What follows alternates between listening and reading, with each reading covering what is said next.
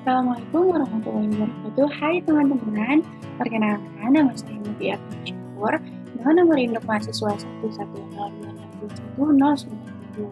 Saya dari Prodi Pendidikan Khusus kelas C 2021, Fakultas Ilmu Pendidikan Universitas Negeri Jakarta. Pada video kali ini saya akan membahas pembahasan singkat mengenai anak berbakat. Yuk kita simak videonya. Nah, sebelumnya ya kita ketahui mengenai anak kebutuhan khusus. Anak berkebutuhan khusus adalah anak yang memiliki keterbatasan atau keluarbiasaan, baik fisik, mental, intelektual, sosial, maupun emosional, yang berpengaruh secara signifikan dalam proses pertumbuhan atau perkembangannya dibanding dengan anak-anak lain yang seusia dengannya. Selanjutnya kita masuk ke materi anak berbakat. Apa sih anak berbakat itu? Anak berbakat secara umum adalah mereka yang karena memiliki kemampuan-kemampuan yang unggul mampu memberikan prestasi yang tinggi. Menurut Warnadi pada tahun 2008, anak berbakat memiliki kemampuan yang tinggi di berbagai bidang, seperti bidang akademis, kreativitas, dan tes komitmen dibanding dengan anak-anak pada umumnya. Karakteristik dari anak berbakat dikutip oleh Mulyono Abdurrahman pada 1994 mengemukakan karakteristik keberbakatan bidang akademik. Yang pertama adalah memiliki perhatian yang lama terhadap suatu bidang akademik khusus. Yang kedua, memiliki pemahaman yang sangat maju tentang konsep, metode, dan terminologi dari bidang akademik khusus. Yang ketiga adalah mampu mengaplikasikan berbagai konsep dari bidang akademik khusus yang dipelajari pada aktivitas-aktivitas bidang lain. Selanjutnya adalah penyebab atau faktor-faktor penyebab yang terjadi pada anak keberbakatan. Yang pertama adalah faktor genetik dan biologis. Setiap jenis dalam perkembangan perilaku dipengaruhi secara signifikan melalui gen atau keturunan. Namun demikian, faktor biologis juga tidak dapat diingkari. Faktor biologis yang belum bersifat genetik yang berpengaruh pada intelijensi adalah faktor gizi dan neurologik. Kekurangan nutrisi dan gangguan neurologi pada masa kecil dapat menyebabkan keterbelakangan mental. Yang kedua adalah faktor lingkungan.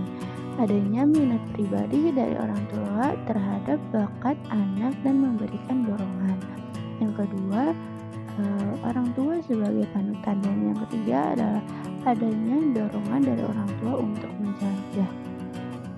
Selanjutnya adalah klasifikasi dari anak berbakat. Anak yang mempunyai kecerdasan di atas rata-rata dapat diklasifikasikan menjadi 3 kelompok yang dikemukakan oleh Sutratina Tirtonegoro, yaitu superior, gifted, dan jenius. Ketiga kelompok ini memiliki tingkat ketinggian intelijensi yang berbeda. Yang pertama adalah jenius. Jenius ialah anak yang memiliki kecerdasan luar biasa, sehingga dapat menciptakan sesuatu yang sangat tinggi nilainya. IQ dari anak jenius ini berkisar antara 140 sampai 200. Yang kedua adalah gifted. Anak ini disebut juga gifted and talented. Adalah anak yang tingkat kecerdasannya atau IQ-nya antara 125 sampai dengan 140. Di samping memiliki IQ tinggi juga bakat-bakatnya yang sangat menonjol. Yang ketiga adalah superior. Anak superior tingkat kecerdasannya berkisar antara 110 sampai dengan 125. Sehingga prestasi belajarnya cukup tinggi. Anak superior memiliki karakteristik sebagian berikut, yaitu dapat berbicara lebih tinggi, dapat membaca lebih awal, dapat mengerjakan pekerjaan sekolah dengan mudah, dan dapat perhatian dari teman-temannya. Selanjutnya adalah peran orang tua. Peran orang tua adalah sebagai agen utama yang paling berperan dalam mengembangkan potensi anak berbakat. Sebagai anak berbakat memiliki kemampuan yang luar biasa di bidang akademik dan non-akademik. Peran orang tua ini sangat dibutuhkan, sangat penting sebagai pendidik, supporter, fasilitator, motivator, dan role model bagi anak agar anak mengalami perkembangan dengan baik, terutama perkembangan potensi anak berbakat. Peran yang dijalankan oleh orang tua tersebut sangat relevan dengan teori pendidikan humanistik yang melihat anak sebagai pusat perhatian pada pengembangan potensi anak. Nah, teman-teman, gimana nih setelah menyimak video yang barusan? Semoga dari video kali ini ini dapat menambah manfaat bagi kita semua. Sekian pembahasan video dari saya mengenai anak berbakat. Kurang lebihnya mohon maaf.